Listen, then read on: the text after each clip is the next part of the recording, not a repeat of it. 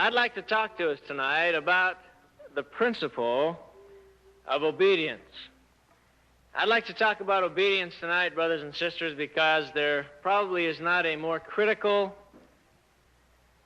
concept or principle of the gospel that we have to deal with now as young people than the principle of obedience. The reason that we come to meetings like this is so that we can learn how to identify the hazards and problems that face us as young people in the world. The reason we go to seminary is to learn to recognize the pitfalls that are out there and then try and avoid them. The reason we go to Sunday school, the reason we go through the primary program and junior Sunday school and then sacrament meetings, all the meetings we go to are training experiences. And these training experiences, young people, are vital to our survival. I'd like to tell you an experience tonight about a training experience that I went through and correlate that to the challenge that you and I have to obey the principles and commandments of the gospel. And we'll pay particular attention tonight, inasmuch as my wife has introduced the theme, to keeping ourselves morally clean. But I want to pay particular attention to that challenge that we have as young people to channel, direct, control these powerful desires and urges that we're beginning to experience. As I mentioned to you, when I got home from my mission, I went into the military. I had a missionary companion who came back about the same time I did, and we were both drafted into the Army. He went into the infantry side of the military, and I went into the artillery side. I made particular care to get into the artillery because the artillery rides. The infantry walks, and he, I guess, didn't know that, so he went into the infantry. His name was Lee. And we went through the training. This is when the Vietnam War was particularly getting hot and heavy. And so a lot of the training that we experienced in basic training and advanced training, and then when we both went on to officers' training school, a great deal of the training that we experienced was how to stay alive in Vietnam. As I mentioned, the Vietnam War was escalating, and a lot of our young men were going over there, and a lot of them were dying, and so the training was geared to teach us to stay alive in Vietnam. As I sat there in that training, I began to discover some of the devices that the Viet Cong had developed to either kill or maim our guys. And I'd like to share a couple of those with you and then tell you about the training. One of the things that the Vietnamese developed was a thing called a punji stick. How many of you know what a punji stick is? Some of us know. I'm going to tell you what a punji stick is tonight. A punji stick is a bamboo rod about that long. And it's young bamboo. It's about as big around as my little finger. And they sharpen this bamboo rod to a very sharp razor point. And then they take this bamboo rod after they've sharpened it and they soak it in human urine for 3 days. And after they've soaked it, because it's very young bamboo and it sucks all this poison in, there isn't anything more poisonous than that after it sits, then they go along the trails that they know that the American GI is going to be walking on, and they dig pits along both sides of the trail, about every 12, 15 feet. And these pits are just a little bigger than a man. They're about so wide, and they're about 6 feet, 5 inches long, and they're about 3 or 4 feet deep. They're about that deep. And after they've finished digging these pits, they fill the bottom of these pits with punji sticks. And they stick those punji sticks down in the mud, so the point's sticking straight up, and they're in the mud about that far. So they're showing about that high. And then they cover the top of these pits over meticulously so you can't tell that the ground has even been disturbed. Now, the reason they do that is because they know that the American GI, when he's walking down a trail, if he hears somebody shooting at him, the first instinct that he has, and that's the way they trained us during the Second World War, the first instinct is to dive off the trail for cover. And so when we first went to Vietnam, quite a few of our guys died in those pits. They'd dive off the trail. Sometimes they'd just shoot in the air, and the GIs would get scared and jump off the trail and land in these pits. Well, it's an ugly way to die. they decided after a while the GI discovered he didn't want to do that, and so he would at least jump in feet first, or he'd dive to the side of the trail feet first. And those things were so sharp they'd go right through the boot, and some of them would go clear up into the calf through the boot. And so the American Army put metal plates in the bottom of all of GI's shoes that went to Vietnam so that they wouldn't step on punji sticks.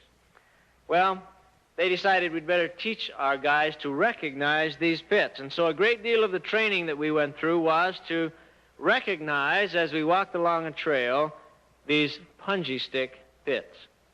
Another little device they developed with punji sticks was they'd take a board about as big as that book, and they'd stick about 20 of these things through a board. So they were sticking out in front of the board like that. And then they'd attach this board to a grown, mature bamboo pole, and they'd stick that across the trail on this bamboo pole and affix it to a tree here, and there's heavy jungles there in Vietnam. And then they'd pull that board back this way so it was in the bushes. And then they would stick a little piano wire across the trail that was attached to this board. And if you're walking down this trail and you missed that wire and hit the wire, you'd hear a little sound. It'd go something like this. It'd go tsh. And if you heard that sound, there isn't anybody alive fast enough to get out of the way. And that thing would come across the trail at about 80 miles an hour. And it'd hit you right about there. And we had quite a few of our guys who missed the wire, ended up with one of those boards attached to his chest. It's an ugly way to die. Another little device that they developed in Vietnam was a little mine about as big as a tuna fish can. And that mine was developed not to kill, but to maim. They knew that if they could blow a foot off or blow a leg off, that would maim them pretty severely, and it would take 3 or 4 other GIs to get him back for help. They knew that if they killed him, they'd just leave him there, and the rest would keep on going in the assault. But if they could maim him, 2 or 3 of his buddies would want to get him back. And that would take, instead of just 1 out of the battle, it would take 3 or 4 out of the battle. So when they found out which way our guys were coming, they'd drop these little tuna fish cans all over the place. And our guys would go walking through these fields, and you'd hear these noises, and guys would be losing their feet and their arms. And the Vietnamese were right. 3 or 4 guys would help them back for help. So they decided we'd better learn to recognize those little tuna fish cans. There was another little device that they developed. It wasn't so little. It was a bigger mine, about so, and it was set down in the middle of the road, and it had a pressure plate, and the pressure plate was the only thing that showed, and they'd cover that with dust, so you couldn't hardly see it. And this thing was designed to blow the front end off a vehicle. So when we were going down these trails or these paths with our trucks, if we hit one of these mines, it'd blow up the front end of a truck. Well, the way we identified those mines is we would take one of our GIs and sit him on the bumper of the truck. And it was his job to spot the mines. Now, do you suppose he was motivated to find those mines? You better believe he was, because if he missed it, what would happen? He'd go with the front end of that truck. Well, part of the training then was to help us identify those mines. There was another little mine they had developed that was designed to kill, not just maim. It was a bigger one. It would level an area about the size of this room. And it was sunk in the ground, and the only thing that came up out of the ground were 3 wires, something like that. And those 3 wires were just barely about that big above the ground, and they'd be usually hidden in the grass. And if you tripped one of those wires, it would take you and everything within about a 20-yard radius with it. And so they decided we'd better learn to identify those little 3 wires, too. So a lot of the training that we went through was to learn to watch those. As I went through basic training, young people, they taught us how to recognize these hazards. And you know, the interesting thing that I found as I sat there in the warmth of Fort Polk, Louisiana, and witnessed all this training, I'd look around the rooms, the classrooms that I was in. How many of the guys do you suppose were asleep? About half. Half of them were asleep. And this bothered the instructors of the school somewhat, and so they decided they had to bring some realism into this training, and so they brought pictures back from Vietnam of people who had died in the pits or had been blown up by the mines. And they'd flash these color pictures up on the screen. That woke up about a third more of the class. But we still had quite a few that would sleep. And then they would have us go down trails in real-life situations. And I'll never forget, on one day, I was going down a trail, and they had these wires across, and we were supposed to identify the wire. And they had just showed us the pictures of these things sweeping across the path, and the mines they'd have attached to these things. And so I was pretty interested in learning how to identify those wires. And I missed one, and they had some explosive charges that would go off on the side of the trail to let you know that you'd just blown it. And I tripped one of these wires, and that thing went off. How do you suppose I finished the rest of that trail? On my hands and knees, trying to find the next wire. That had lots of realism to me. Because as soon as those charges went off, the first thing that came through my mind was the pictures that I had seen of these men who had suffered in Vietnam. Well, the reason I share this with you is that we, in this kind of experience, and as we go through all of the meetings that we're asked to go to, are being taught to identify the punji stick pits, if you will, out there in our high schools and in our jobs, in our business experiences. And there are just as real punji stick pits out there, young people, as there are in Vietnam. And we can be taught to identify them just as surely as we were taught in our experience in basic training. This missionary companion friend of mine I told you about, he went through infantry, and he became what they call the Green Beret, which is a different kind of a soldier. And they had a special mission that they would perform, and he became a professional soldier. He went through jump school, became a paratrooper and a ranger and all the things that most career. He decided to make a career out of the military. Active in the church, strong, morally clean guy. Great young man.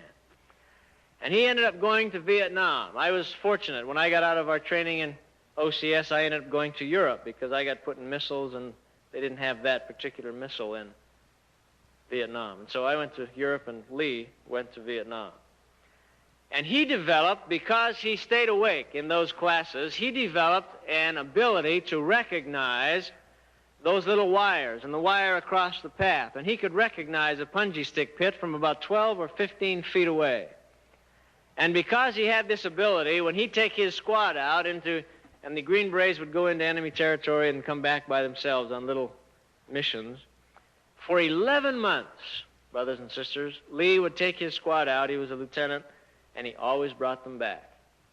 And he carried in his pocket these little popsicle sticks. You've seen these popsicle sticks, the little wooden sticks? And he had a little ribbon attached to each of them, and he would go in front of his squad, and as he identified the wires and the mines, he would stick a little stick next to it. And so as the rest of his troop would come by, they'd see his little markings, and they'd step over the mines and over the wires, and they'd avoid the punji stick pits. And he brought his guys back for 11 months without fail. And his men, as a result of that, really developed a love and respect for him because they couldn't even see it. And he'd spot it before they could even see it. And they'd have to get up right close before they could identify it. In the 11th month that Lee was in Vietnam, he was coming down one of these trails. This was in 1966. He was coming down one of these trails, and he took his eye off the trail just that long. And he missed one of these three-pronged mines. And as he walked down the trail, his foot brushed one of these little wires, and it went off. And it took him away clear to there. There wasn't enough left of Elder Richardson to send home. In fact, the coffin they sent home had rocks in it, as many of them did from Vietnam. The reason I share that with you tonight, brothers and sisters, is because that experience had great impact on me. And the impact was he listened, he knew, and this doesn't take anything away from Lee. He was there for 11 months. We're in high school for 12 years, and we may last right up until the graduation party. And if we take our eyes off that goal that we're establishing in this training experience that we're going through, just that long, we're going to find ourselves lying in one of those pits, experiencing just as real anguish, pain, and suffering as anybody did in Vietnam. That's the kind of pain that comes when we make the moral mistakes. Now, there isn't anybody in this room that doesn't know the difference between right and wrong. Not anybody. We all know. But for some reason, when we get away from the warmth of this experience in the chapel and we get away by ourselves, something happens. We begin to rationalize. We begin to want to be part of the group, don't we? Isn't there a pretty strong desire to be part of the in group at school? You young ladies will relate to this. There's usually a guy or several guys at your high school that every girl would just absolutely slit their wrists to go out with. And finally, one day, this guy calls you and asks you to go to the dance. And you're just ecstatic. And the other girls in the high school find out that you're going, and they say, "Oh, you're going out with him." And they're just coveting something fierce, and you're walking around and say, "Yes, nothing to it." And you go to the dance that night, and you're just ecstatic. And you've been through all these training experiences, you know, to recognize those pits. And after the dance, he says, "Why don't we go to my house for a little while?" A little red flag goes up in your mind. You say, "Well, are your folks home?" "Oh, yeah, don't worry. My folks are home." And so you say, "Well, maybe it'll be all right." And so you go over to his house, and as you drive into the driveway, the lights are all off in the house. And he says, "Well, I guess folks aren't home." Oh. And you're a little nervous about that, but you go in the house, and as you walk in the house, you notice that the house is all ready.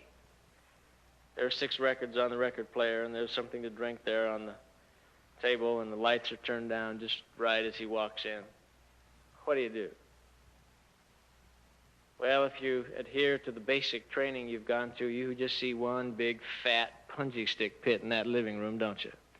And you look at him and say, "Look, nerd, take me home." Is that difficult to do that? Because when you go to school Monday morning and all the other girls run up and say, "Oh, how was it with him?" you have to say he's a nerd. And when you tell them that he's a nerd, they'll say, "What do you mean he's a nerd?" "Well, he took me to his house and he wanted to do things I don't believe in." And they'll say, "You are crazy." Is that difficult to deal with? Do you remember the story in the 8th chapter of 1 Nephi in the great and spacious building? Do you remember that story? What were the people in the building doing about the people that were at the tree? Do you remember? They were pointing their finger at them. Now you're reading the Book of Mormon this year in seminary, and I assume that we're all going to seminary. Is that correct? Excellent. In that story, they're in the great and spacious building, and they're pointing at everybody at the tree, and they are scoffing and mocking, and they're saying things like, "You turkeys, what are you doing at that tree?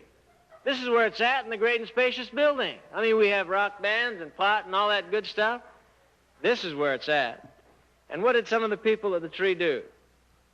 And they were ashamed, and they fell away and were lost into the building. Well, that's what happens in our high schools, isn't it? They come up to us and they put their finger in our nose and they say, "You don't act or think or believe the way we do, and if you want to be happy here at this school, you'd better be the way we are." Isn't that true? Well, if we're listening in these basic training experiences, we can make it when that test comes. And there's going to be a test, isn't there? There is going to be a test. If you wait until you're up the canyon and the windows are all fogged up, it's too late. But if on the way up the canyon you say, "Hey, where are we going?" He said, "Well, I thought we'd go to the cave." And you say, "Turn around, nerd, and take me home." That's what basic training does. And then you miss the pits, and you don't end up with all the pain that goes with it. Now, one of the reasons that I talk to you this way tonight is I hope and pray that the next time you have a chance to fail morally, and you'll all have that opportunity often, when that boy or girl, depending on what the case is, and I want to tell you, young ladies, there are boys in your school that would have you if they could. And young men, there are girls in your schools that would have you and enjoy bringing you down to their level. The next time you have that opportunity and you're with one of those girls or young men, I want you to look at his forehead, and you know what you're going to see there? You're going to see a great green punji stick. Okay? Look for the punji stick. And then you'll say, "Holy smokes, get me out of this one." Now, let me tell you another one. The Russian army has a very interesting tradition. And this tradition is after the Russian soldier has gone through his basic... I love to tell Army stories. That's why I talk about the Army. When the Russian Army soldier has finished his training, they have a big party for him.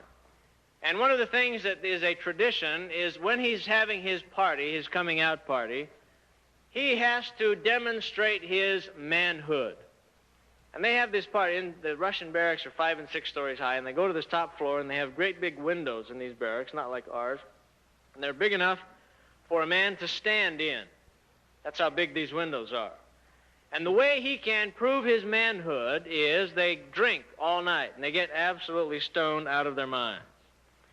And the way he can prove his manhood is once he has become totally inebriated, if he can stand on this windowsill with his back facing a 5-story drop and drink one more bottle of beer all the way down without falling out the window, he has proved his manhood. Now, isn't that slick? I don't know of anything smarter in my whole life than that. Well, the reason I tell you that is to introduce this phrase. And I want you to listen very carefully, and I want you to memorize this tonight. I'm not suggesting you quote me because that might not be appropriate, but I want you to memorize this. Remember this story about the Russian soldiers and memorize these words. He who leans out a window to see how far he can lean without falling is a jackass. Will you remember that? He who leans out a window to see how far he can lean without falling. Okay? Will you remember that? When you decide you can handle it, young people, you can go to the keggers because you can deal with it. You are leaning out that window just as surely as that Russian soldier was. Is that smart? Do smart people do that? Second thing you're going to see next time you have a chance to fail is that drunken soldier leaning out the window. Here's another one. There's a bishop working with a young man who was wanting to become part of the group. And he wasn't responding to the counsel of the bishop, and he wasn't coming to his priesthood meetings anymore, and he had just purchased a brand new car, and it was a 56 Chevrolet. Have you ever seen his 56 Chevrolet?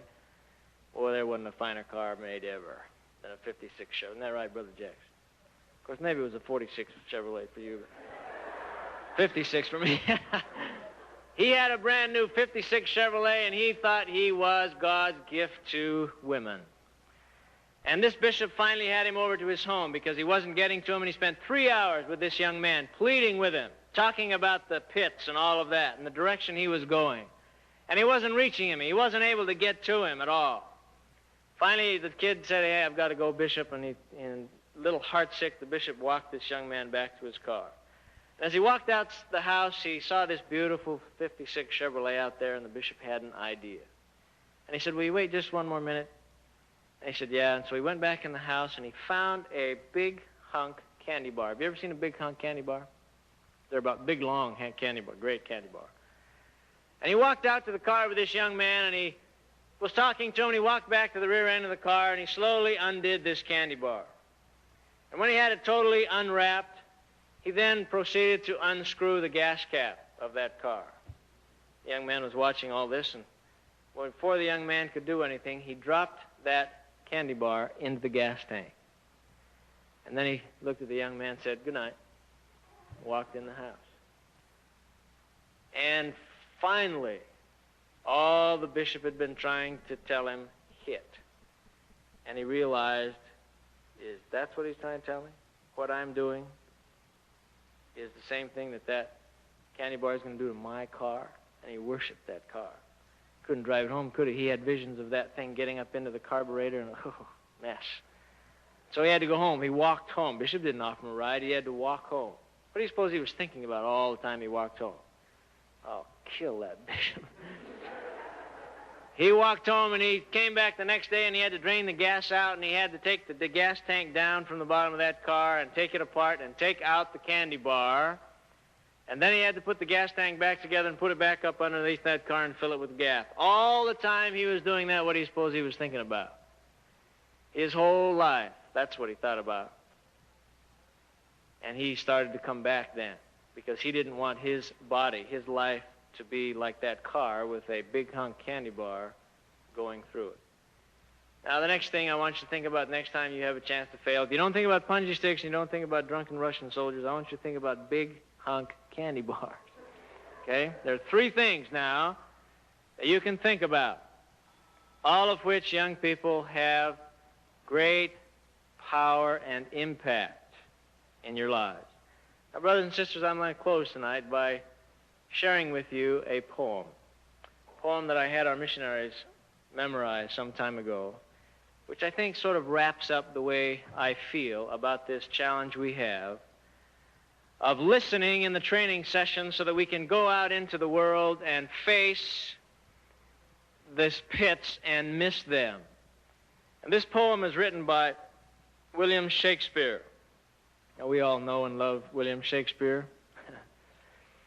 And this poem that he wrote was entitled The Rape of Lucrece. And the story behind this poem it's the story of a man by the name of Lucius Tarquinius.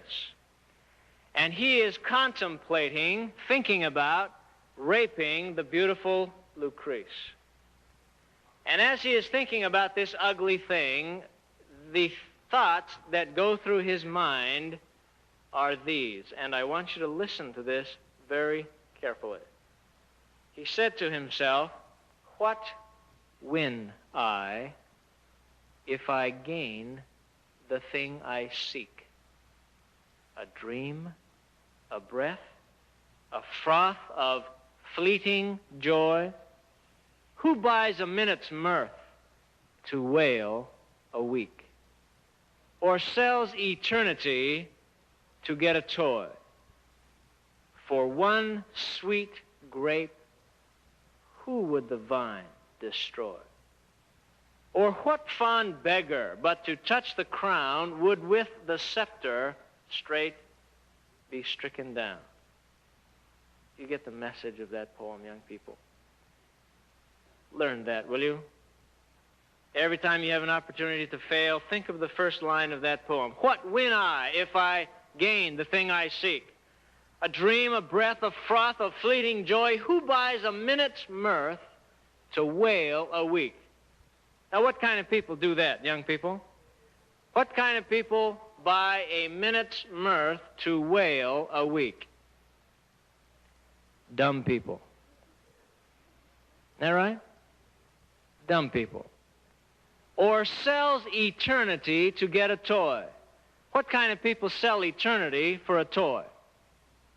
Dumb people. Isn't that right? For one sweet grape, who would the vine destroy? Now, what kind of people for one grape would destroy the whole vine? Dumb people. That poem's about dumb people, young people. Think about that as you have your opportunity to fail, will you? What win I if I do this thing? A dream, a breath, a froth of fleeting, momentary pleasure? Who buys a minute's mirth to wail a week? Dumb people. Or sells eternity to get a toy? Dumb people. Or for one sweet grape, who would the vine destroy? Not you, I hope.